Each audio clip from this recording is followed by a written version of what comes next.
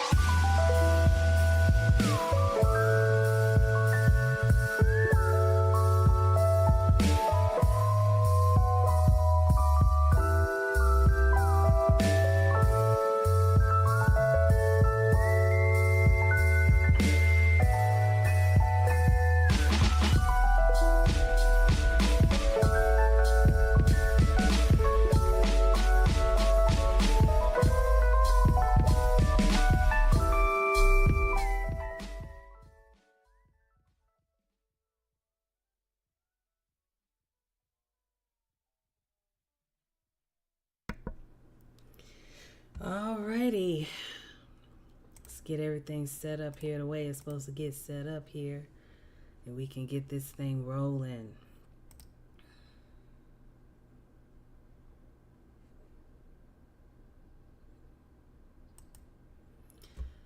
So before we get started, guys, I would like to issue a trigger warning. Tonight's topic we're covering, of course, identity and boundaries, and I will be sharing stories and experiences that do deal with forms of psychological and physical abuse. I will be also mentioning self-harm and moments of invalidation.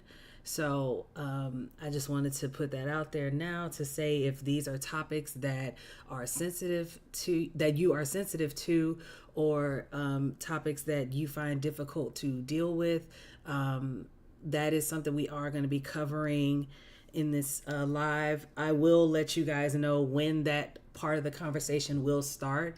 For now, we're going to, of course, start like we always do with our information side, and then we'll get into those experiences. But I just wanted to have you guys be aware of that before we get into it. All right, so let's move forwards. So, hey guys, I know I'm down here in the corner, but hello, and welcome in. I'm so glad to have you guys here with me yet again tonight on another BPD Squared live.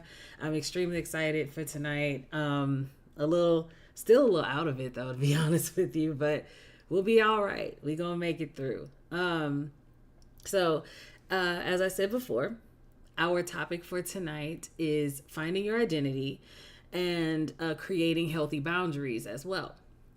So one of the symptoms of BPD is identity disruption or a lack of a sense of identity. So as usual, we're going to start today's topic with a excerpt from a video that I found from I believe her name is Georgia. And on here on YouTube, her channel is Glow's Life. And she basically gives her explanation of what it's like to have BPD and deal with this identity disturbance.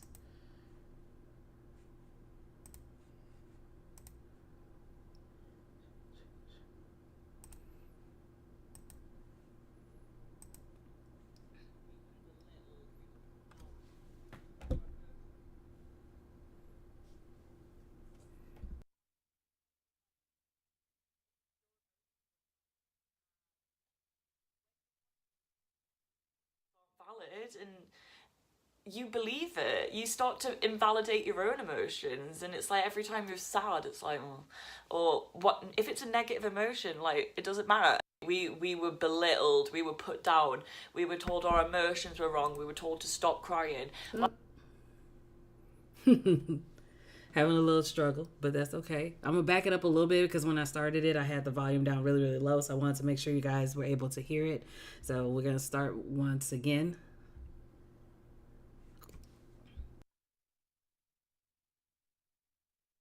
we were belittled, we were put down, we were told our emotions were wrong, we were told to stop crying. Like, unless you were a perfect little happy child, like, your emotions weren't valid. And when you're constantly being told that your emotions aren't valid and you believe it, you start to invalidate your own emotions, and it's like every time you're sad, it's like, oh, or what if it's a negative emotion? Like, it doesn't matter. And then even then, sometimes you couldn't be too happy, because if you're too happy, what the fuck are you happy about, you know? So it was trying to walk on eggshells, walk on a tightrope, try and find the correct line to survive. And then for a lot of us, I find that when we're a bit older and we're maybe out of the grasp a bit, or when we're just out the house at school and stuff, we start to mimic the behaviour of our abuser. I found a lot growing up that I would just say nasty things, and I'd hit people, and I'd just do just really nasty stuff, and I'd say nasty things. All right. So I'm gonna stop her right there for now. But yes, so as she explains in the video, basically not having our feelings validated early on can lead to difficulty in forming our identity later. She also mentions that, you know, depending on the environment we were raised in or just the people we were around and everything, that creates these patterns and understanding of what we consider to be acceptable behavior. But it's when we get out into the world and we, you know, start to express those things that our views and ideals get challenged. So what we consider to be fine and normal and okay to be dealing with when we were at home or in those comfortable environments, we get out into the world and then we realize, oh, you know, maybe this isn't, or people challenge that and say, you know, this really isn't acceptable behavior. And so when you go back home and you're like, okay, well, this is what I was told, and I'm trying to determine, okay, is this okay or is this not okay? So the biggest issue with that is you either face rejection or you face, you know, denial or dismissal. And so having your values and your views and ideals challenged, and then to not get any sort of confirmation or solace after the fact, really is one of the leading causes of why people with BPD suffer from identity disturbance. So, as usual, well, first of all, that's what we're going to be talking about tonight, as I said before, identity disturbance. But as usual, I would like to definitely make sure that it is understood that BPD Squared is a mental health community and advocacy. And my goal here on this channel is to create an basically the open floor. I'm opening the door for healthy conversations that concern mental health and mental illnesses. However, on this channel, I do want it to be clear, I am not a medical professional in any way. I am not licensed in any way. I cannot counsel. I cannot diagnose, nor can I give any therapeutic advice. But what I can do on this channel, and what I will do through these lives and my videos and everything, is share my experiences, share my research, and the lessons I've learned along the way. Also, if you are new to this channel and this is your first time seeing my face, or if you don't know anything about me at all, hey Sunflower, my name is Brenda, and again, welcome to BPD Squared. So I started this channel in 2019 after receiving my dual diagnosis of borderline personality disorder and bipolar disorder. So as I mentioned earlier, this is a channel that is dedicated to educating and opening the floor for conversations regarding mental health and mental illnesses. So with that being said as well, I want it to be known that there are resources available. You see the resources here on the screen, as well as if you go to the description box, or the flower box as I like to call it, there will be links to all of these resources mentioned here. And as you can see, they all cater to various types of organizations. You have LGBTQIA+, you have Spanish speaking, you have hard of hearing, you have veteran specific. So it all just depends on what's most comfortable for you and what your particular concerns are at that time. So again, if you or a loved one are dealing with any kind of mental health crises and are seeking further assistance besides just a conversation, definitely use these resources below. There's a lot of helpful information there. And of course, if y'all have any other resources that I can utilize and put on there as well, please let me know in the comments below. So hopefully that's all clear and we are good to go. Oh, and one last thing. I do want to also mention to you guys that, again, I'm sharing my experiences and experiences that I have found while doing research on the various topics that we cover on this channel. So with that being said, please take it just as that. These are my experiences and the experiences of the people that were shared. This is not a definite answer to what you would possibly expect from a person who is diagnosed with BPD, or a person that deals with identity diffusion or identity disturbance. These are common. They may be typical, but please remember that not everything that is mentioned is going to present the exact same way across the board for every single person. You will see a few people that present a certain way, and they may have similar ways of going about it, but at the same time, there are ways that they wouldn't show it. So just to be cautious on that, I just want you guys to know that not everything that I share is an experience that can be globally seen. So basically just take it as an example, but don't take it as a rule. I hope that's good. Okay, so now we can move on to the topic at hand. And what I love to do, of course, when getting into all of this, before we start talking about what something is, I always love to give the definition of the terms that we're focusing on at the time. So, of course, we are talking about identity disturbance, but before we can talk about identity disturbance, we first want to know and need to know what is the identity itself. So identity is described, according to Merriam-Webster, as the distinguishing character or personality of an individual, otherwise their individuality. It's also the identity is also the representation of a person's values and personal convictions. So, like it said, keywords here are the characteristics and representations of values and convictions. So now that we understand what identity is, we can move into what identity disturbance actually is. So according to the American Journal of Psychology, Identity disturbance in borderline personality disorder specifically is characterized by a painful sense of incoherent, objective inconsistencies in beliefs and behaviors, over identification with groups or roles, and to a lesser extent, difficulties with commitment to jobs, values, and goals. It is also seen as the inability to integrate positive and negative representations of the self. And that's another thing I want you guys to keep in mind, the integration of positive and negative. And then another definition that comes from an article that sourced another article on Very Well Mind. It says identity disturbance is also referred to as identity diffusion. And this refers to difficulties determining who you are when you're around other people. So again, all the sources, articles, and such, I will have them linked in the flower box below so you guys can check all these things out for yourself and read it for yourself. It's very interesting information, in my opinion.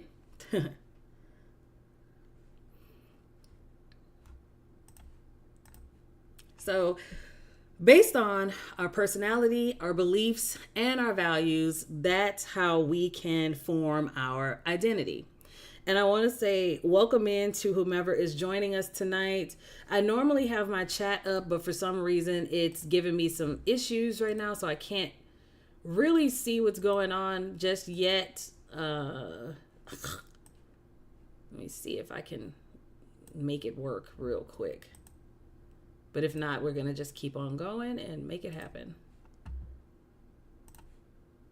Just give me 1 second. I'm going to figure this out. So meanwhile, I'm going to do that real quick.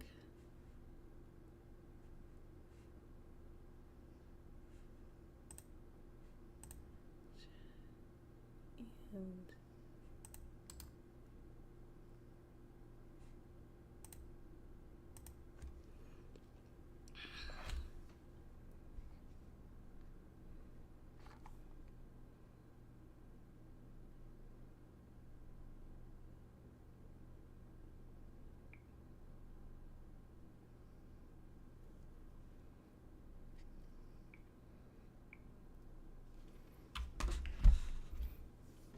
okay, y'all. Thank you for that. Sorry. Like I said, I'm still over here trying to figure my life out all the time. So we making it work. Now, identity, as we said before, is based on your personality, your beliefs, and your values. However, if you are a person that deals with BPD, or if you are a person that deals with identity disturbance in any form, you aren't able to really form those things because, again, they either weren't solidified in childhood or they were challenged and dismissed. So therefore, the balance that we look for in those values and those understandings of ourselves and our core beliefs, they weren't solidified. So we don't have anything to really pull from to help us form what we believe is acceptable and what we believe is true to ourselves. So we talked, like I said, we mentioned in our last slide, the integration of positive and negative representation. So in our last live, we talked about splitting and how splitting has this, basically in splitting, we place people on two different, especially if you're diagnosed with BPD, you place people on separate spectrums. So somebody's all good, somebody's all bad, somebody's an angel, somebody's a devil, somebody's perfect, somebody is just absolute chaos. So everybody lives at the most extreme. Everybody lives in two separate spectrums. And what we try to do, or at least what is the goal, one of the goals with working with a person diagnosed with BPD, is finding a way to integrate or bring those two spectrums together to form a whole.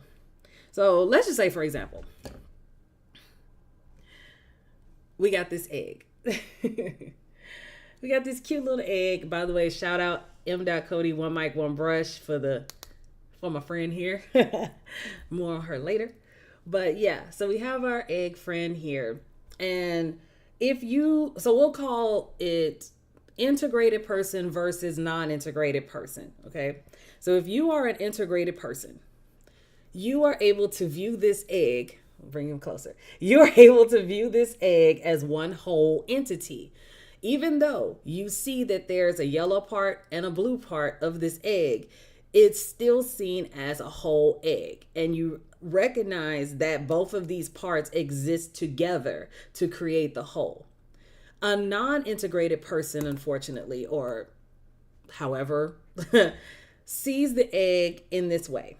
We only see the egg as these two separate entities. So let's just say the yellow part of the egg represents all the good, positive sides of a person or thing, and the blue side represents all the bad and negative parts of a thing or a person. So we see these two different things on these two separate spectrums. However, what we try to work towards is putting both of them together to make it one cohesive unit. So, integrated, non-integrated. I really hope that analogy worked. I was working on that this afternoon. I was really hoping it made sense. But to be totally honest, it is, if you know that, so we're going off of the definition of splitting. Okay, so splitting has that thing to do with an outside source. So imagine if you're doing that with an outside source, what do you believe is going on internally, within that specific person? So they're also dealing with the fact of these non-integrated parts of self. So we sometimes see ourselves in this light of really, really good, really angelic, really this, really that. And then there's other days where we feel absolutely worthless. We're worth nothing, and nothing exists outside of those two ideals. You're either the best thing that ever hit the ground running, or you're the worst piece of trash that ever existed. And these are the boxes that we have to figure out how to make exist in the same realm. And that is another part of the creation of the identity, is understanding that you can exist, negative and positive can exist in the same place. It can exist in the same realm. So I don't know how aware you guys are of this, but I took a very long break from YouTube. I think it was about 2 years or whatever. And because of my personal identity issues, I stopped doing it for a while because I just lost myself, basically.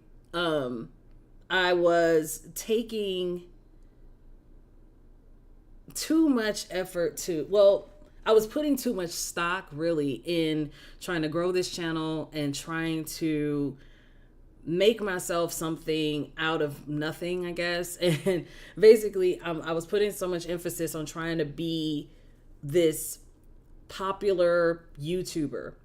And in turn, I ended up, searching for examples and trying to see, okay, what are other people doing and how are they getting their audience, and what works for them, what doesn't work for them, how do they stay consistent, yada, yada, yada. So I'm looking into people, and it was like, I found Asia Jackson, who she's great and hilarious. I love her content. She's like a vlog type person. It's last time I watched her. And I even noticed, for me trying to get ideas from her, I started speaking with certain vernaculars like she did. And I was like, okay, well, I got to push pause on that. Then I was introduced to, well, not introduced, but I randomly found Kelly Stamps. So I'm watching Kelly Stamps and I'm like, oh, she's cool. And, I love her content. I love the way she goes about presenting her videos as well. But again, it was this point of not watching to learn, but watching to become. So I was watching this guy's analysis of her videos, and he was like, how did she blow up overnight? Because literally she posted some videos and she was, it was this, and then all of a sudden, bam, she literally just hit like 10K followers overnight. It was crazy. I've literally watched it happen. And I was like, oh, okay. So how did she do that? Like, what was the thing that pushed her over that mark, right?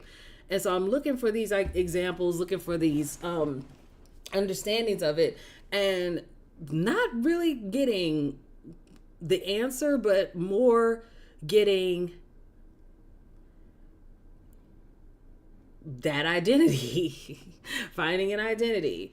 Because, one of the things that I think is the most valuable about having a channel on YouTube is being authentic to you and your content and what it is that you particularly are working towards building. And for me, like I said, I got lost in all of that because, the channel was always meant to be related to mental health. It's always meant to be talking about my experiences and the things that I'm going through. However, I find myself using other people's examples and using other people's ways of going about it as my means of existing on this platform as well. So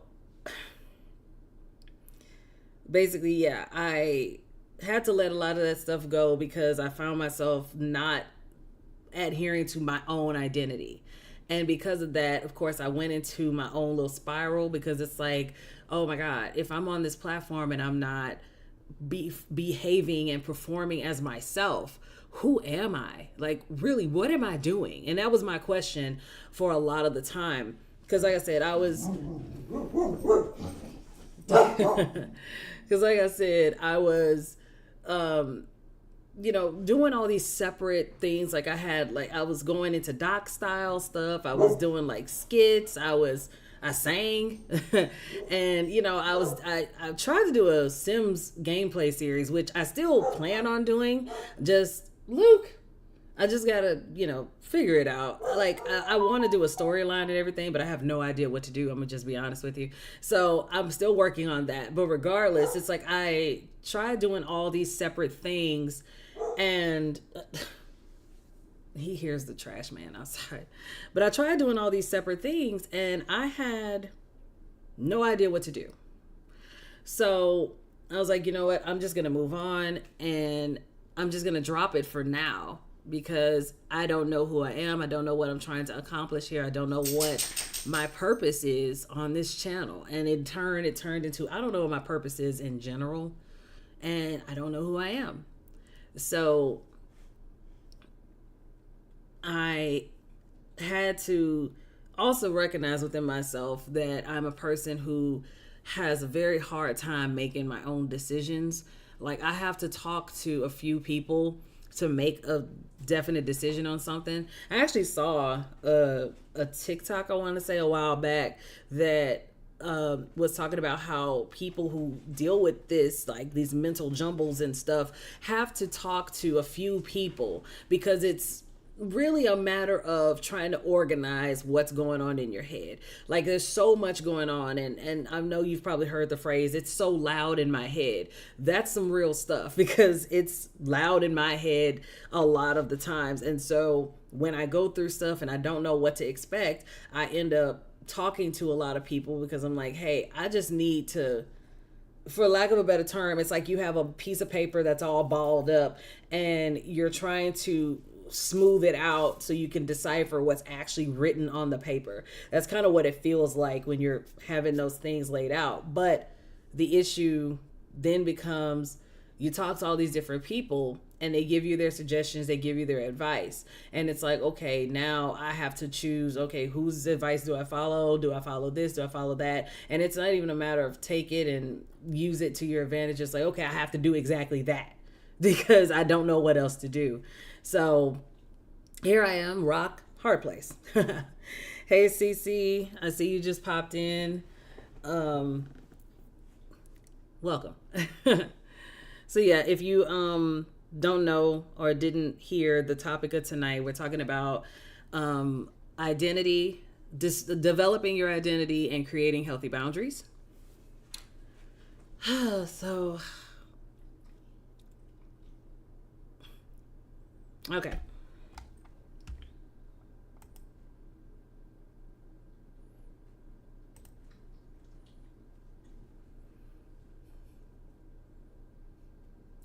One of the things, like I said before, that I really wanted to focus on with you guys, well, two things I wanted to really focus on with you guys, I mentioned before, is the integration of positive and negative representations of self and difficulties determining who you are in relation to other people. So these two things are things I want you guys to keep in mind as we move forward into this conversation, because now we're going to transition into something that is a little bit heavy, to be quite honest with you guys. So at this point, like I mentioned earlier, we are going to be talking about we're going to be talking about some heavy topics. So I'm going to share my experience of how those 2 points relate to me and how they presented in me specifically. Like I said, the disturbance of the identity, the trying to figure out who I am when it comes to viewing other people, and just trying to see myself as both positive and negative within the same realm. So this is, yeah. So again, I'm going to share some personal stories. So if you are sensitive to conversations about abuse, about self-harm, and about invalidation, this is your chance now to click off the video or to mute the video.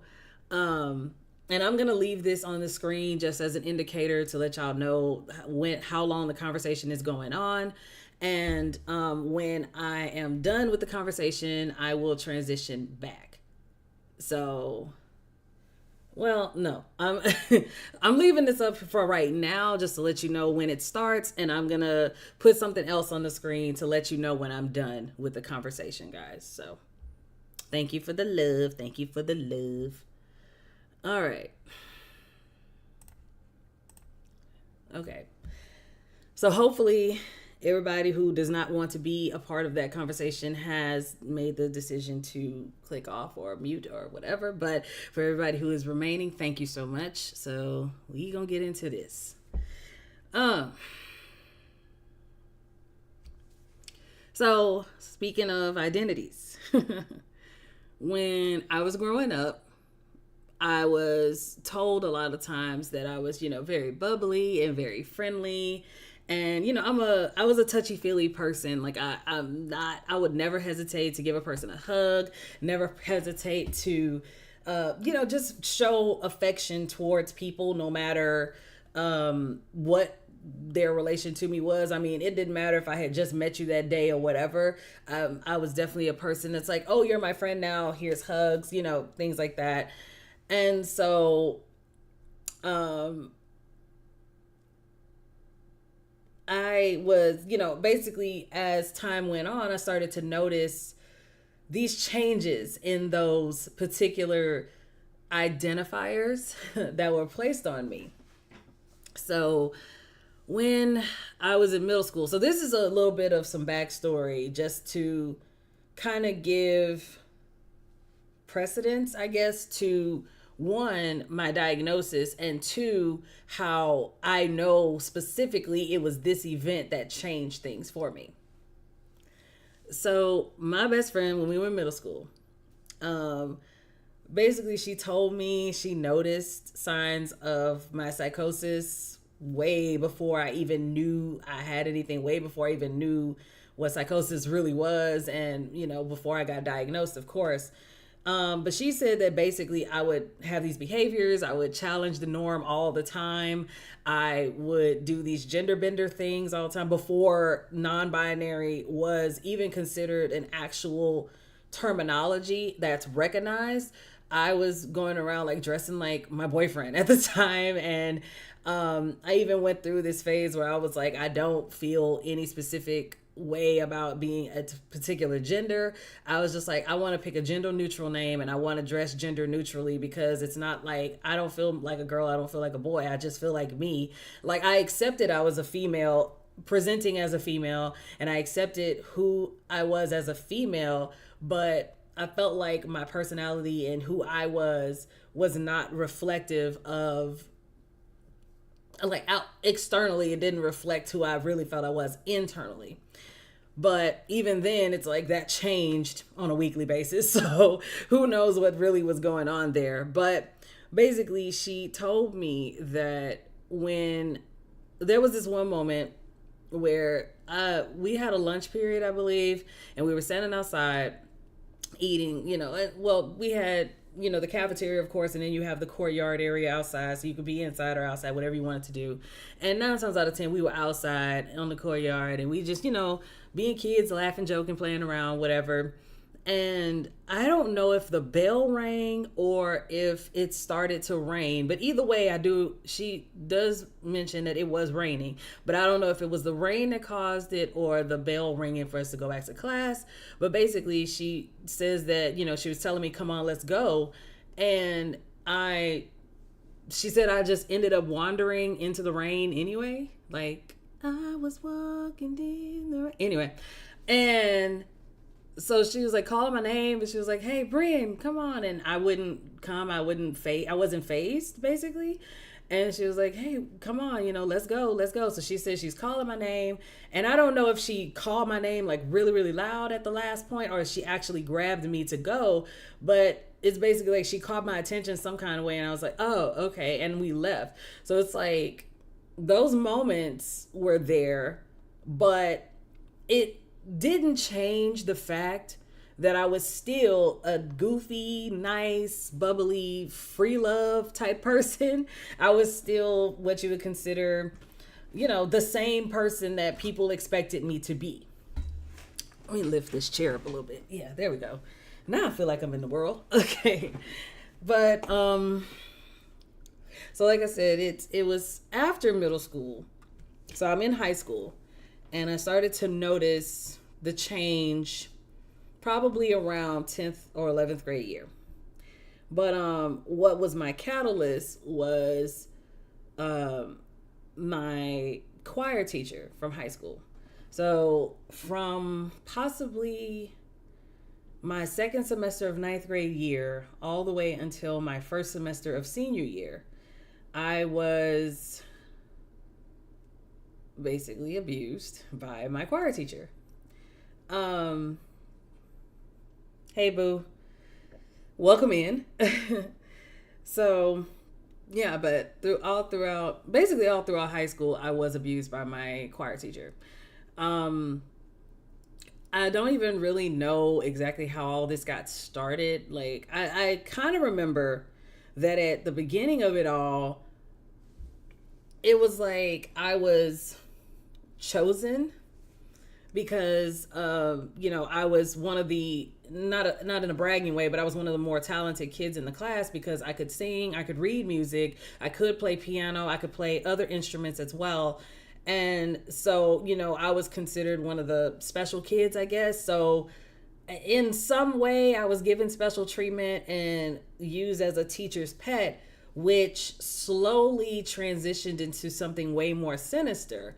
So this person who was giving me this preferential treatment was now starting to manipulate me into believing things about myself and questioning my core values.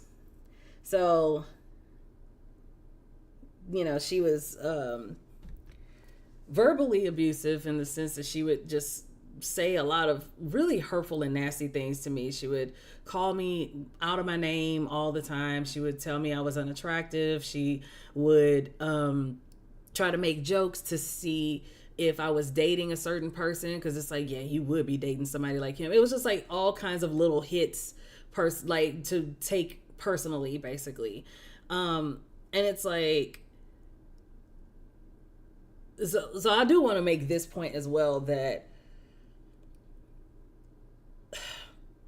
the issue with, I believe, me in this situation too, is that I'm raised by my grandparents. Okay. So my grandparents' era was 9 times out of 10, you don't question your elders. If they tell you to do something, you do it. You just do it. You try to be respectful, and just go about it. You just always respect your elders. I mean, we know different, we know better now, but when I was raised and the way I was raised, that was the rule. You respect your elders and you do what they tell you to do, even if you don't agree with it. Because they're your elders, you're supposed to respect it. And so, of course, my teacher is not only, calling me and trying to figure out what's going on with me, but she's telling me, she's calling me on the phone. I'm already running late to school. It's early in the morning, trying to get to my first class. And she's like, hey, Brian, I really, really need you to come to my class. I really, really need you to come. And I'm like, okay, what's going on? What's the problem? I just really need you to come here. It's an emergency. It's real serious. I need you to be here. I need you to be here. So again, I'm beelining from going to my class to go straight to her place from halfway across the campus. And I get to her classroom and I'm like, hey, what's going on? Is everything okay? And it's like, hey, I need you to make this pot of coffee. I'm dying right now. I need you to make this pot of coffee for me. And it's like those kind of things were the start of the manipulation. As a matter of fact,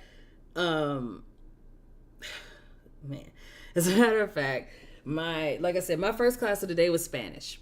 And I have to give a huge shout out to Dr. Atha and Mrs. Busatash, or Mrs. Busatash Atha, I believe. I hope y'all are still married. I hope y'all are still together, because y'all were amazing and very integral in my life. So thank you so much for your involvement back in those days. Hopefully one day you get to see this. But basically, because of the fact that I was missing his class so much and he didn't hear from me a lot, he was like, hey, so what is going on? Why are you missing my class specifically? Like, do you work overnight? Do you have a kid? Are you having family problems? Like, because, if you're in Houston, I went to Yates High School. I went to Jack Yates. So I was in school in the hood. So you have this white ex-military Spanish teacher, right? And he already knows, I'm teaching all these black kids who really don't come from the best of circumstances all the time. So it's quite possible this is one of the issues, or one of the reasons why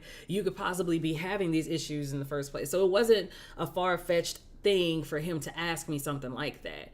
But I told him, no, none of those were the reason. It's just that my teacher was always asking me to come and, to do stuff or whatever. And, she didn't give me a note or anything like that. So my thing is that I didn't know that her doing that was going to be considered a problem, is going to be considered wrong, because it's like I said earlier, she's my elder, she's the adult, and she's the teacher. So if the teacher says to do something, then my only mindset was, okay, I have to do what she tells me to do because she's my teacher. So he's telling me, no, that's not good, and she doesn't need to be keeping you away from your classroom. So I want to say, because I'm gonna be honest with y'all, I only remember bits and pieces because my high school years are a blur. 10th grade, I'm gonna tell you the truth, I don't remember 10th grade at all. I'm being for real. I don't remember 10th grade at all. I don't even know if that was the class or if it was the next year. I don't really remember anything. Because I guess I blocked it out for so long. But these few things I do recall. So I want to say he got involved and called my mom, or his wife called my mom, and basically let her know what was going on. And so my mom and I had a conversation about it. And I told her, yeah, she asked me to come and do this, that, and the third. And she keeps me out of class and stuff. And mom was like, well, no, she shouldn't be keeping you out of class. I don't care what it is. You need to be going to your class. As long as it doesn't prevent you from going to class, I don't care what it is. So it's like, okay, well, she told me in so many ways, yeah, I'm going to call her, I guess the next day. I guess it was the next day. It had to be. Like I said, I don't really remember, but she just told me, I'm gonna give her a call. I'm gonna call her, and I'm gonna talk to her about it. So I just so happened to be in her classroom at the time when she called. So she calls me into her office, and she's on the phone with my mother. Now, mind you, I can't hear the other side of her conversation. All I hear is my teacher's side, and so all I know is they're going through their conversation, and eventually it evolved into her crying, and like, I'm talking about full on crying, y'all, like red face, snot running, breathing hard, crying. And I'm talking, my teacher's doing this, right? And so she's like, I just can't believe after all I've ever done to help her that she would do this to me. And I just can't believe she would do anything like this. All I've ever done was try to help her. All I've ever done was try to be there for her and da da da. And so at the time, you can call it naivety, you can call it just whatever. But at the time, like I said, all I can hear was her side of the conversation. And what I was seeing was I did something wrong. I hurt this person. Even though this was about me, I didn't see it as about me. I saw it as somehow I messed this up. Somehow this was my fault. I messed this up. I broke this relationship or whatever, right? So she gets off the phone and she's crying and she's this and she's that. And somehow I ended up apologizing to her. So that whole situation. So that was one of the main reasons, I would say, as to where my identity disturbance really started, is because there was so many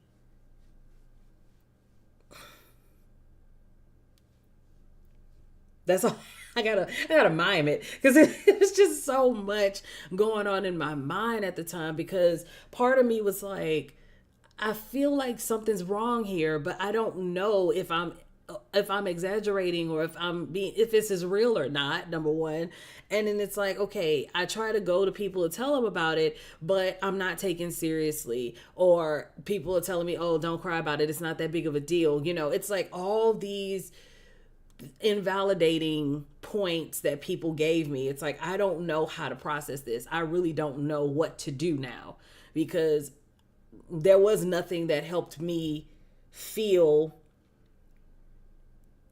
that I actually had a point to being upset, or I actually had a point to protesting the behaviors that were put towards me. I didn't know what to do. So basically, yeah.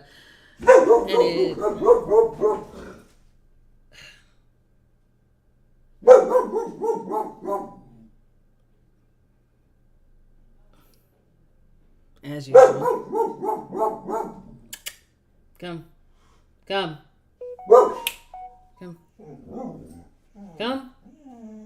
I know. Stop fussing. Come. Stay fussing. He just stay fussing. Anyway, sorry about that. So yeah, that was probably really needed anyway. But yeah, so bringing this story to an end, the only way that actually got fixed was basically, like I said, my senior year.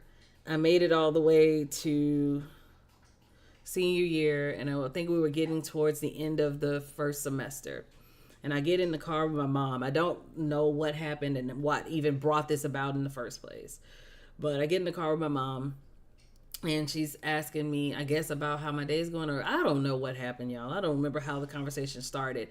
All I remember is breaking down, like completely breaking down in the car. And she's like, dumbfounded, because she's like, okay, what's going on and what happened and how do I help you? And I'm just bawling my eyes out, crying hard, because I'm like, I don't know what to do. This is too much. And I just broke everything down. I told her everything she ever did to me, and told her all the problems that I ever had in this situation with this person. And, eventually my mom was like, okay, I see what you're talking about. She did ask me, though. She was like, are you sure you need to be taken out of the class? Are you sure that this is what you want to do? And I just remember almost wanting to open the door and just throw myself out the car at that point, because I was like, the fact that I have to be asked, am I sure how I'm about this? It's like, I felt, oh, that was so invalidating. But I know she meant well by it. She didn't intend to hurt me, but ooh, that was painful. But yeah, their solution to all that was basically just take me out of her class and put me into another one. So there's story number one. So thank you for letting me get through that, because again, that was that's heavy. But very, very quickly, like I said, take a quick little second, And I just want to say, if you're good, no matter when you're watching this, if you're okay after all of this, this is your marker that it's safe to come back for a second. And also leave me a sunflower or a thumbs up in the chat or in the comments if you're doing all right, if you're doing good.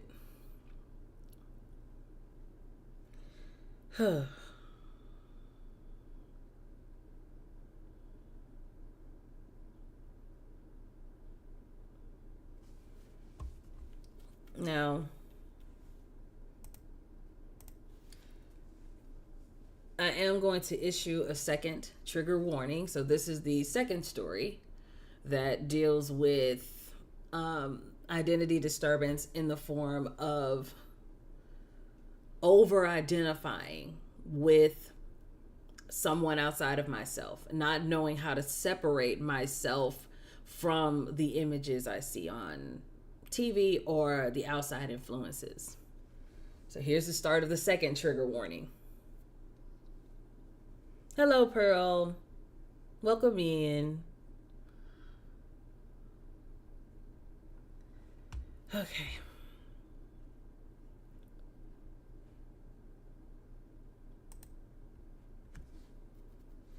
All right. So this story is going to deal with self-harm. And again, the over-identification of a specific role or group or ideal. So, we stopped our last story with me, in my last year of high school. So after graduation, though, I will be honest, I went through a very deep depression because I had no idea what was going on. And, in those moments, when thinking back on it now, it's like, of course, I didn't have time to really form an identity because, number one, all the time, my values and beliefs and everything that I trusted about myself and others was constantly either challenged or demolished, or and then on top of that, I wasn't really given the option to really get out into the world and do my own thing and really discover who I wanted to be for myself, because my mom was very much adamant about me staying in music and having a musical career. But I wanted to play sports. I wanted to be in theater. I wanted to do a whole bunch of other things. And unfortunately, that wasn't an option for me. So, going through all that, the ending stages of puberty and also developing into a young woman, and yet to have to figure out who you want to be in the midst of also just trying to survive every day, just living as a human. It's like, that was a lot. It's a lot to put on a person who is, a teenager. So after graduation, now mind you, I graduated in 2007. So I want to say I took time away. I didn't go directly to college because, like I said, I wasn't going to college because I had no idea what I wanted to study. And I was like, it makes no sense for me to be wasting money to go somewhere and I don't even know what I want to do for not even for the rest of my life. I don't even know what I want to do now. I don't know what I'm interested in. And but I did know that I had an interest in something enough to be like, okay, I want to go and get a job. So I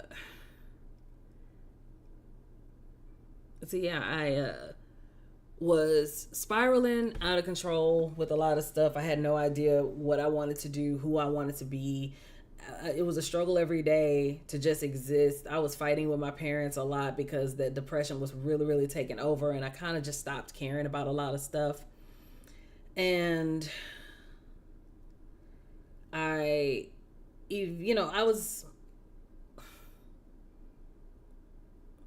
even tried to use like church as an escape, and that didn't help either because that was even more invalidation towards the pain I was going through. So I felt like there was no real escape for me. There was no real peace or solace except, my closet. So I have this closet that was converted from a bedroom, and my mom converted it into two closets because our rooms are next to each other. Were next to each other. So I had this spacious closet that I would just go into the corner and with all the lights off and close the door and blast my music in my headphones and just sit there and just cry for hours on end. That was my only safe space for a long time. But, so yeah, that very deep depression. And it was so bad to a point that my dad even asked me. He was like, so, because I don't even know what my behavior really was at that point, but my dad even asked me, he was like, okay, do you even love us anymore? Like, why are you doing these things to yourself? And why are you doing this around us? And anybody who knows me very well knows that me and my dad are closer than this. Like, we are tighter than tight. And for him, and this is my grandfather that I'm speaking about, so for him to say that was definitely heartbreaking and definitely just devastating. So I'm just like, oh man. So at that moment, I'm just like, okay, what am I here for? Like, I was in so much pain and so much confusion, and I just felt like I was in the sunken place for like the longest time. So I ended up discovering this show called Degrassi. Shout outs to Drake. Shout outs to Aubrey. But if y'all know Degrassi, y'all know Degrassi is the absolute worst show to watch if you are already a depressed teenager. If you know anything about Degrassi, and if y'all don't know about Degrassi, I'm gonna peep game to you real quick. Degrassi is one of the best, worst shows ever. Best because of how they accurately portray different problems that teenagers deal with, whether it be mental illness, whether it be, teenage pregnancies. They actually deal with death, they deal with injury, they deal with a lot of stuff. Honey, yes, Degrassi The Next Generation was life. Okay? Degrassi The Next Generation is life, but also if you ain't careful, it can mess you up. And I'm right there with you. Marco was my favorite character. I loved Marco so much. I ain't gonna lie, it kind of broke my heart when on the show he was like, oh yeah, by the way, I'm gay. I'm like, God. But anyway, yeah, and I watched the original from the 80s too. That was pretty cool. So if you guys are in a pretty good mental space and kind of want to check the show out, I feel like it's worth a watch. But again, it is some very heavy content that they cover. Oh man, so just be prepared for that. But basically, I watched that show, and one of the characters on there, as you know, Ellie was Marco's like best friend for a long time. So Ellie was somebody that I kind of gravitated towards at the time because, like I said, I was going through so much pain, and I just had all these feelings of issues, and I just didn't know what to do. And I saw her, and first of all, I kind of had a crush on her. And then second, I really loved her aesthetic. I loved how she was, her demeanor, and all this other stuff. And then she was also going through some of the same issues that I went through with my family, and the issue of, just fighting with her mom all the time and trying to fight her way through depression, but not knowing this is what we're going through. So we don't know any healthy alternatives to that. However, she went through a phase to alleviate her pain, she basically started cutting. And I ain't gonna lie to you, I saw that and I was like, maybe I should try that. And it worked for a little while. I loved Liberty. They played her bad on the show. They did. I don't want to spoil it for nobody. Liberty was supposed to be the one, and I feel like we'll talk about it later because They did do Liberty pretty bad. Yeah, both of the black girls, I ain't gonna get into it, but anyway, they did kind of do them kind of bad. But yeah, but I watched the show and I gravitated towards Ellie, and then Ellie was like,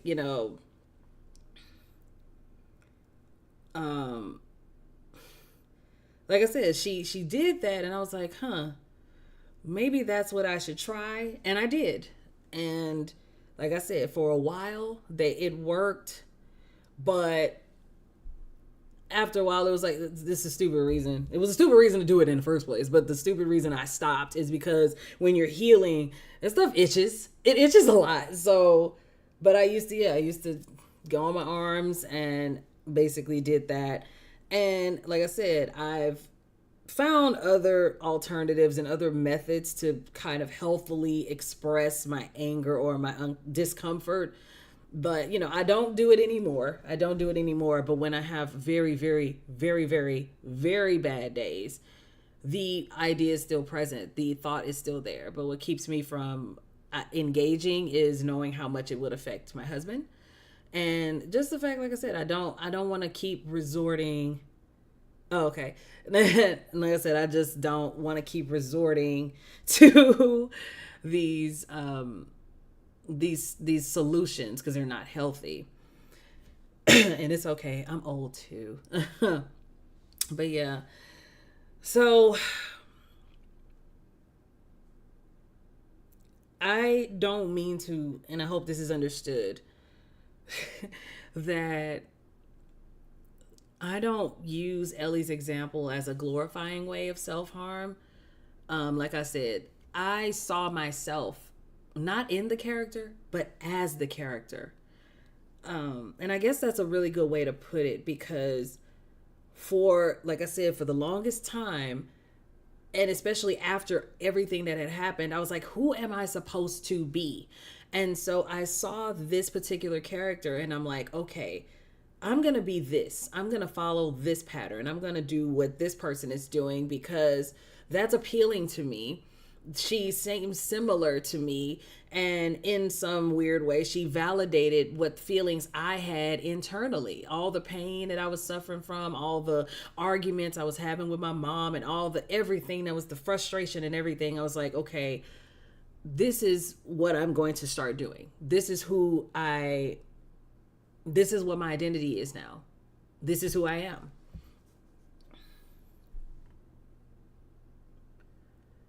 I mean, it's true because I had a punk phase, y'all. Had a punk phase. Now imagine, I'm walking around with, Junko jeans, and not Junko jeans, but like big jeans and chains and black nail polish, dark lipstick, crazy eyeliner, my hair in a fro hawk of all things. So yeah, I went through it, y'all. I was going through it. But yes, so those are my examples of how I dealt with identity diffusion, identity disturbance, and basically what kind of caused those things to happen. And when I really, really noticed that was the signs that my identity was no longer intact. Okay, y'all. Woo-hoo-hoo. We gonna move on to a much needed break. Like I said, that was some heavy topics. And again, I thank y'all for giving me the space to share these stories with y'all. And, just express that, because these are not easy things to deal with. Hotter than fish grease. We gonna talk about it later, because child, they did do her so bad. They did her so bad. But anyway, yeah, so much needed break. As you can see, I got my merch. As a matter of fact, hold on, give me 2 seconds, because I got my, hold on, switch. We got tumblers, and the pre-order is going up tomorrow. So if you would like to order a tumbler in support of BPD Squared, it will be available The link to it will be available tomorrow to get your pre-orders in. As well as, of course, we have shirts, we have mugs, we have journals. You can also get your Sunflower Bracelet. Any kind of way you would like to support our channel here would be greatly appreciated. So if you're not really interested in getting anything material, you can always... Prius is on sale. Shut up. You can... So... Thank you. I needed that. But if you are also not really interested in getting anything material, but you still would like to support this channel and support the research that we do here, the education and everything that we are sharing, you can definitely visit the links in the description box below so that you can donate if you'd like to. And also, of course, one of the easiest ways to help me out on this channel as well is to put a like on it, share, and tell somebody that we doing this, that we do this every Thursday. The best thing for me right now is to bring more people in on these conversations, to help more people learn about what it is that goes on when we talk about mental health and in the mental illness realm. So hopefully these conversations bring more and more people some understanding and much needed peace from, the things that they're dealing with mentally. So give me just a second, you guys. I'm going to take a very, very, very quick break to grab myself some water and put the air on because I'm boiling right now. So give me just a second. Let's see if we can put a little background sound on for y'all.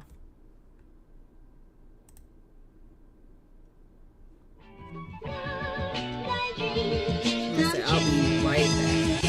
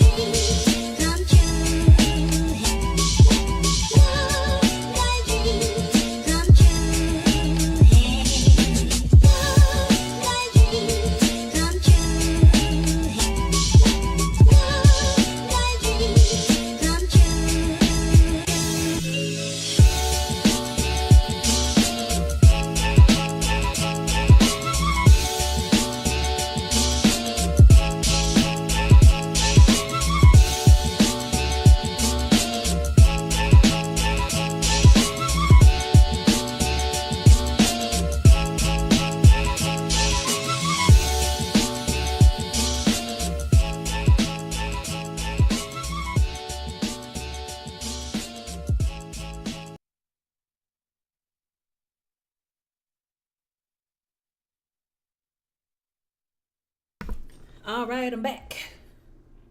And I just wanted to show this very quickly. Just let you see with the shirts. Fresh shirt, fresh new shirt, straight out the bag. I like it. I think it's pretty good quality. The design doesn't feel like, how sometimes it feels like it's sticking out, so it doesn't feel like it's gonna peel or anything. So it feels really good. And the shirt is so soft. It's so soft. Okay. So we're done with all the trigger warnings. We're done with all the heavy stuff. So let's move on to what boundaries are. And after this, we are going to start wrapping up. So, basically, I posted a video on my TikTok that was talking about, basically, I figured out I cracked the code, I guess you could say, of how to create your identity. And creating your identity basically comes from forming boundaries and enforcing boundaries. So, a boundary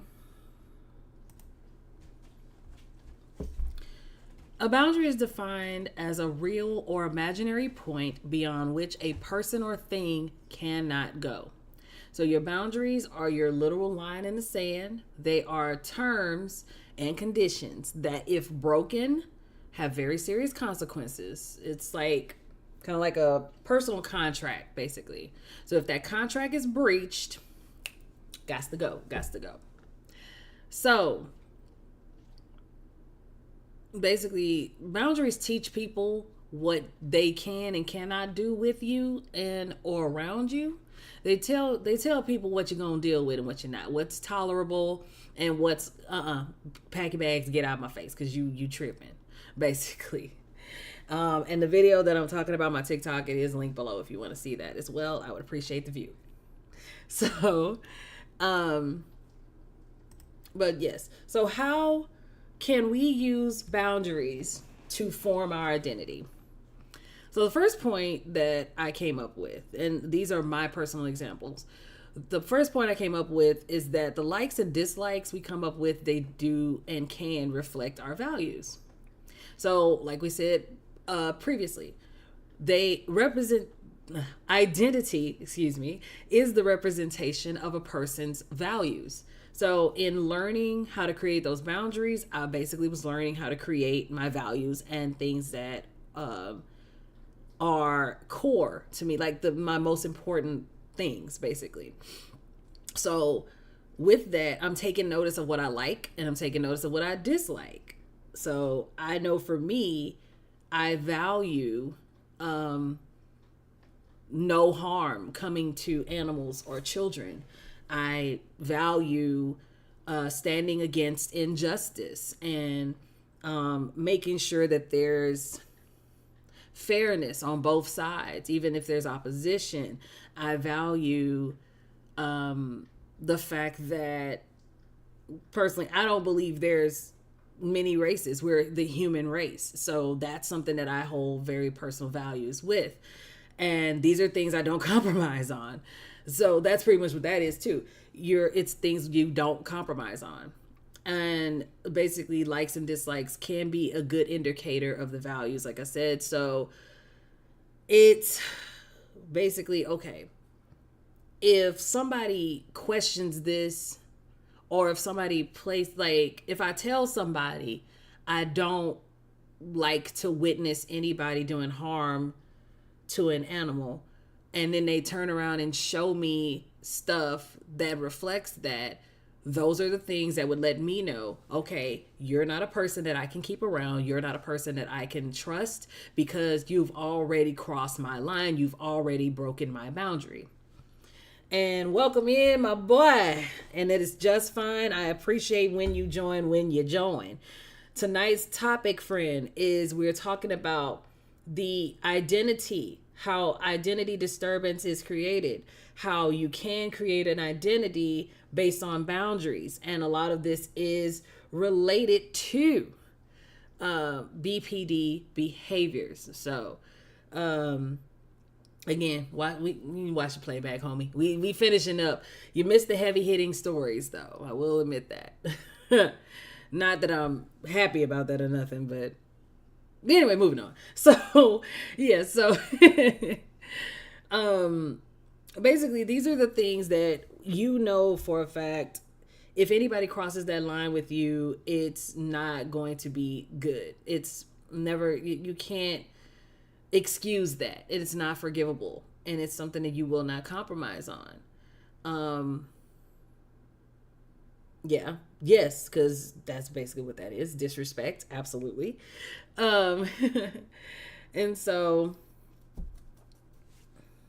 That's not to say though that just because these are things you don't compromise on, that doesn't mean that your views can't change off of those particular topics.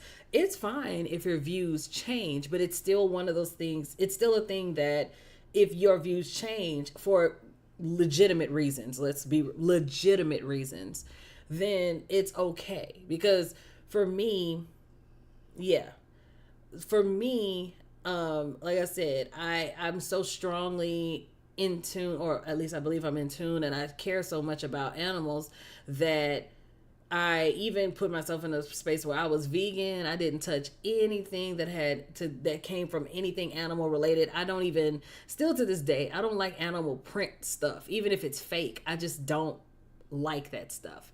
So, but since then, I've gone back to eating meat, but I still hold very true that I don't believe in intentional harm coming to a creature just because either. So that's what I mean by your views can change. Also, I mentioned that, with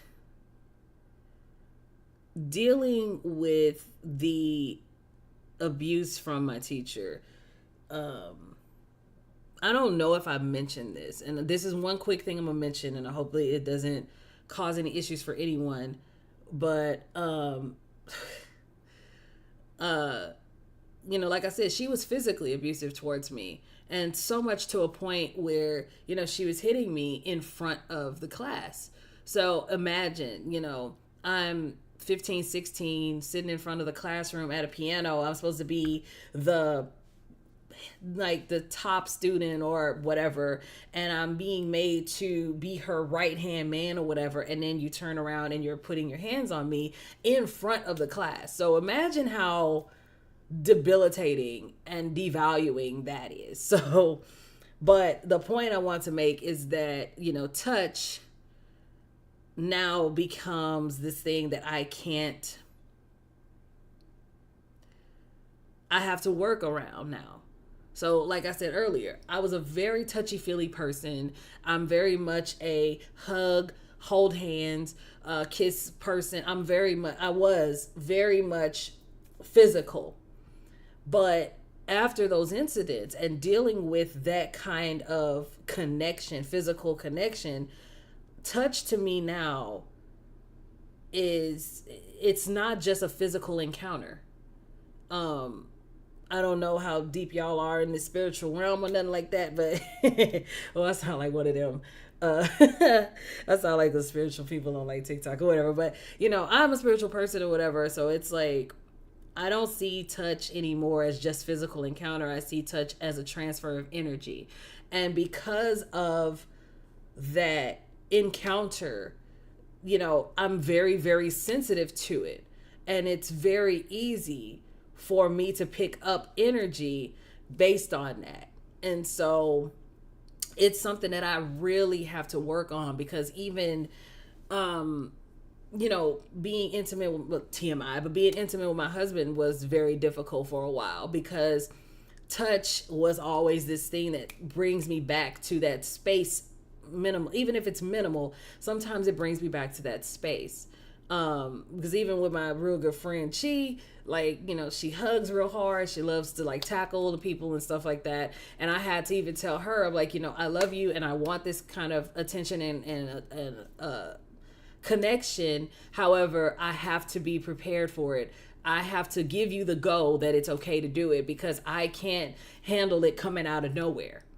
And beautifully, she does respect that. She does respect those wishes of me. But that's exactly. So that's the thing, is for me, touch became very valuable. Touch is very valuable to me because, like I said, it's something that I have to allow. It's something that people have to earn the right to do. And so therefore, if I feel like it's not, if I can't find value in your physical embrace or your physical connection, that's not something I can easily give away. So touch again, that becomes a very strong value for me. So when it comes to those values, though, like I said, enforce them and hold to them. So, like I said with my friend, I tell her and I tell other people, hey, because even with my best friend is, like I said, basically anybody who knows my best friend, take her, and then I was exactly her now. CC, I was exactly her back then as she is now. So that lets you know we had two of us running around. But my best friend is a very caring, loving, nurturing person. And like I said, I was that way, but because of that, it's like I can't really do that anymore. And so when I'm around her, she has her moments. She's like, I want to hug you, friend. I love you. I miss you. And da da da. And it's like, okay, I can handle this for like 2 hugs. It's like, okay, that's enough. I don't want it anymore. Because it's a lot. Just for me, it becomes a lot. But I think touch barrier needs to go. What is touch barrier? You always bringing up stuff and making me question things. I'm supposed to know what I'm talking about here, and you bringing up stuff that makes me think harder than I really need to want to right now. But I love it. But yeah, tell me, what is touch barrier? But yeah, so sorry, back to my point. Yeah, basically, when you find out what those things are that you value, and you find out those things that you are not willing to compromise on, enforce them, defend them. Enforce them and defend them. Yeah, that's what I'm saying, CC. Think about that. Now, what you hold as valuable, what you believe in, what you say are your cores and your beliefs and the things you are not going to compromise on. I definitely say stand by it, but also don't be just defending something that you only know 2 seconds of information about. Educate yourself on the things that you really truly find yourself to hold very valuable. Like I said, I value my spirituality and I value touch. So when I figured those things out, I started to look into, the way that I practice my spirituality. I started to look into the backstories of those things, and I started to understand, okay, this is what this means. This is what this can mean. This is how I can practice. This is how I can form this. And, in so many words, developing that relationship with source and everything, and using the tools that I have to gain a higher perspective. So the same thing, and just like with me on a lesser level, just like with me and my love for animals, it's like, okay, I care about animals. Why do I care about animals? So I started researching this stuff. I even worked in an animal clinic. I still work with animals to this day. I pet sit. So if you're in the Houston area and need a pet sitter, hit me up. But anyway, but yeah, I still work with animals to this day. And this is something that I take very, very, very seriously, that if it's going to be something that you are basing a portion of your identity on, a portion of life, your existence on, it needs to come from a place of understanding, true understanding, research, education. It needs to come from a place that has a lot of validity behind it, in my opinion. I don't think it's fair to go around telling people, oh, I love Japanese culture and I love what they do over in Japan, but you can't tell me anything that's actually going on in Japan. Like, I don't think that's cool. That's not something I would say is a core value either. So learning the difference between core values and just the things that you like really, really much, that's a very important thing as well. What you say here? See, people that are uncomfortable or anxious, creating a safe space. You didn't have to retract that. I saw it. People that are uncomfortable or anxious, creating a safe space for them, trust to be themselves. It has healing properties as well. Absolutely. Okay. Touch barrier. So I guess my question is then, are you saying we need to enforce a touch barrier, or do we need to, okay, so are you basically saying we need to enforce a touch barrier so that we do help to alleviate a person's anxieties towards touch? Is that what you're saying? And also, no problem, my love. Research, authenticity, and validity. Absolutely, absolutely. That's the steps. That's the steps. Okay. So moving on to our final point, and that is to hold yourself accountable. When developing these values, when developing your boundaries and understanding what it is that you are giving way to, it's important to also take notice of the times that you may be failing because of it. It's important to recognize the accomplishments and also recognize the failures behind that. I feel like that really, you know how they say like failure builds character and stuff like that. I believe that's part of that, in a sense of learn from your mistakes, but also learn from your achievements, learn from your success. That if something works, then you know that this is something you can implement into your life. If you know something doesn't work, then you know, okay, I either need to adjust or I just don't need to do this thing no more. But it's also a matter of being able to say, I made a mistake, or what I thought I believed isn't something I should believe in, or something that's real, or however you want to define it. But it's just a matter of being able to say, I can recognize this in myself and I'm willing to do something about it. So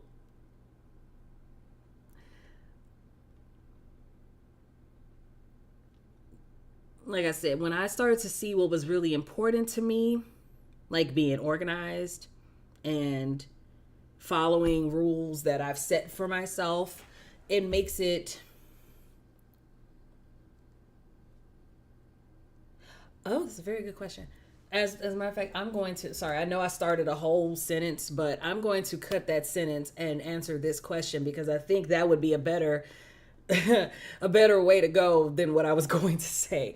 But we have the question, what does holding yourself accountable look like? And what's a great exercise or example of that? Actually, I think I was getting into that. I don't know. But anyway, so yeah, to hold yourself accountable, like I said, is to be able to take notice of your failures and your accomplishments, be able to admit to yourself there needs to be either change or implementation, be able to say, okay, these are things that I know work for me. These are things that I know definitely don't work for me, and be able to hold to that and admit that to yourself. So I guess what I'm trying to say is, when you hold yourself accountable, it's a way of being able to admit to yourself, regardless of how the outside world views it, being able to say, I don't care how these people feel about this thing. This is how I feel about this thing. So it's basically, yeah, like I said, holding true to those things and being able to tell yourself, no matter what, if I'm wrong, fine, I can admit I'm wrong. Or if I'm absolutely right, I'm not going to throw it back in somebody else's face. But it's just a matter of being able to say, I choose this as something that is important, and I recognize whether or not this is good, this is bad, this is doable, or this just needs to go away completely. I really hope that answered the question. You look for a specific result. That's a good, well, I would then ask, when you say specific, what do you, well, one, what does specific mean? And two, does looking for a specific result, is that still considered fair to the opposite party? Because I feel like if you're looking for specific results, unless they were defined, clearly defined, that, you know, there is something to look for. Is it fair to place specific results on someone if they aren't aware of it? I guess is what I'm trying to say.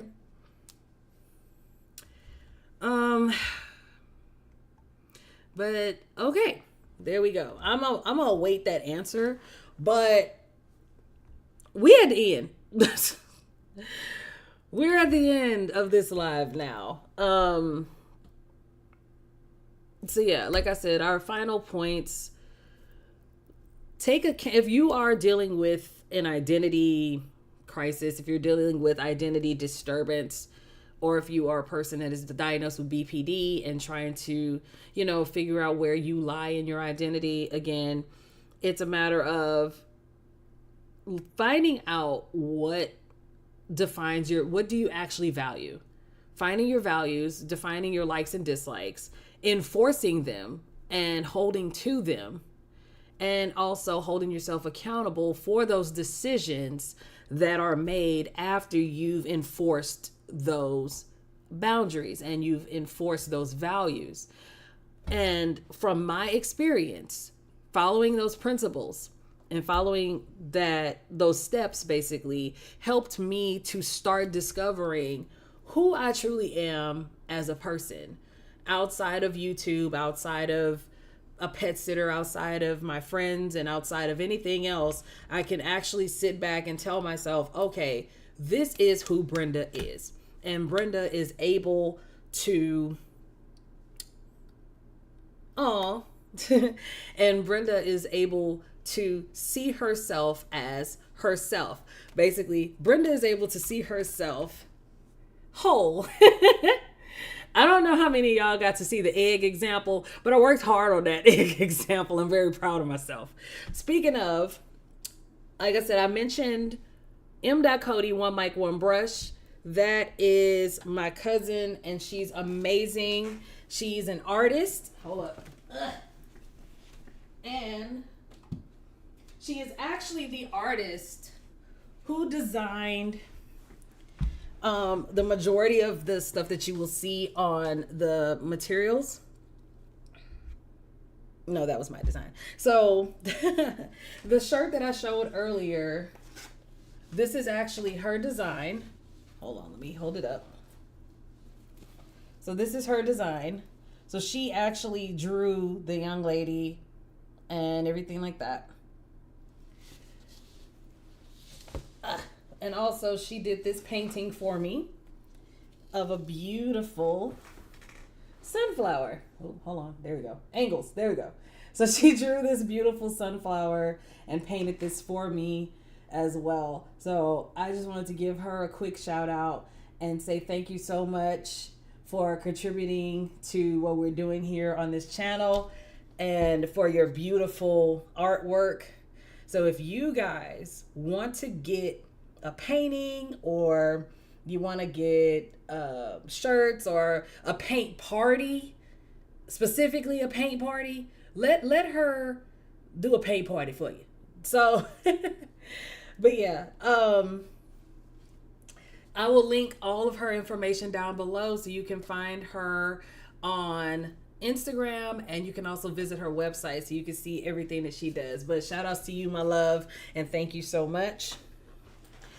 But yeah, and here's one of the mugs too. I just wanted to show y'all that. So this was actually my design, and it is two-sided. So I decided, because, you know, I didn't know what side it was supposed to be on. You can be left-handed or you can be right-handed. Either way, you're gonna see it. So this is one of the mugs we have. But anyway, I'm on a tangent. I was trying to be finishing up. So, and thank you, Pearl. I will, like I said, I will have her information down in the description box below so that you can see everything that she has to offer. And if you're in the Houston area, you can book her for a paint party. And if you're not in the Houston area, you can book her for a virtual paint party. So there's that. All right. But like I said, we're at the end, and yes, Despicable Me. So, and I appreciate that comment of you saying, I want to grow your channel. I really appreciate that. And I hope that everybody else who watched is still feeling the same sentiment and or is feeling the same sentiment and would join in by sharing, leaving a like on this video and sharing this video with someone who they feel would value this information. Yeah. So, again, thank y'all so much for joining me tonight. I hope that what was shared was valuable and helpful. I do again thank you for bearing with me through my traumatic stories.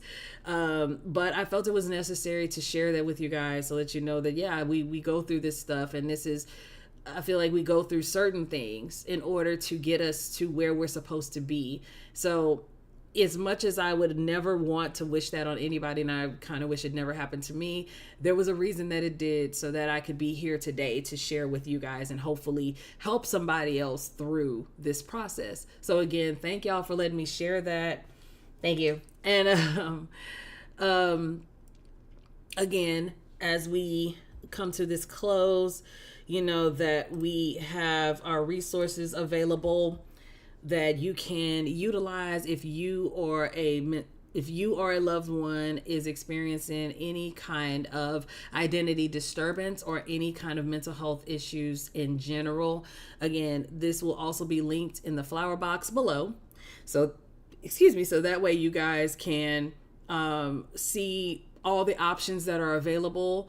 In addition to the phone numbers that are provided, there's also links that take you to their website, so you can either text, you can chat online. Some of them have 24-hour access, so it all just depends on what is necessary and caters to your specific needs.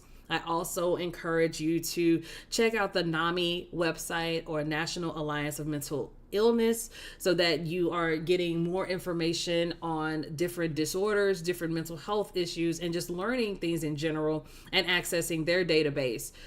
There's also resources that can help you find help in your area if you do not live in Texas or in Houston. There's also one, I've linked a database that helps you find resources wherever you may be. I believe it's US and Canada. I believe it's even going out to UK. I got to double check it, but you have ways to reach out to someone if needed. So yes, please visit the link in the description so you can check out those resources. Of course, follow me on social media. I'm normally posting on my Instagram a lot. I'm on Instagram a lot. And if you guys ever wanted to reach out and just say, hey, what's going on? I don't have a problem with you hitting me up in the DMs just to say hey, or even just to talk. It's whatever. So I have no issues with that. So please make sure you follow on Instagram. You can follow my Facebook page as well. Check out all the links that I have, especially to the website. Check out the website.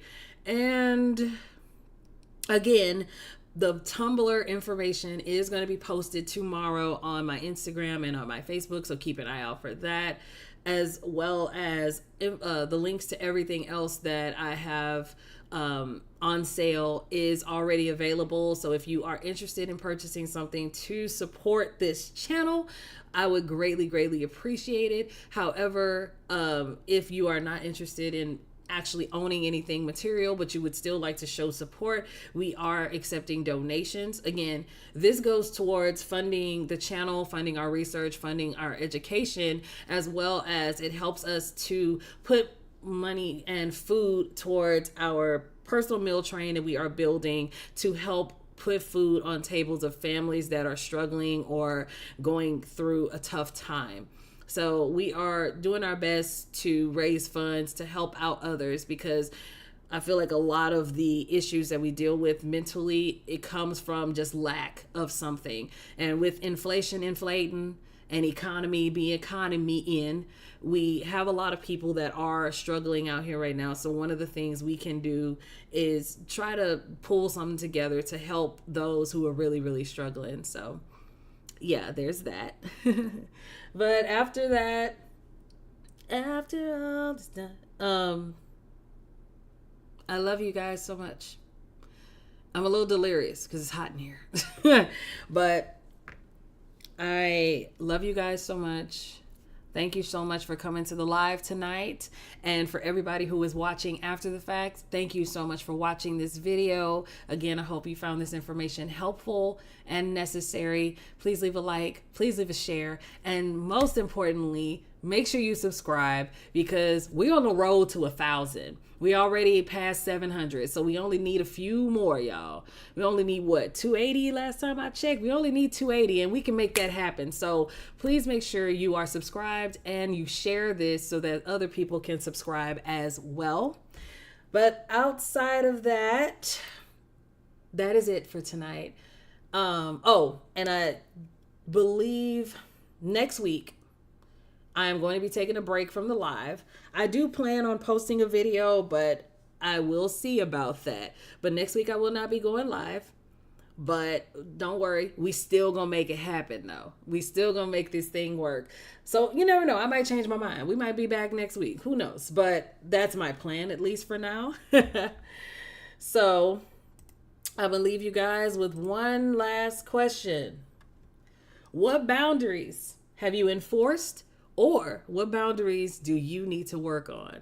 So again, thank y'all so much for joining. I love you guys so much. I appreciate everything from y'all. And I will see y'all very, very soon. Mwah. Bye.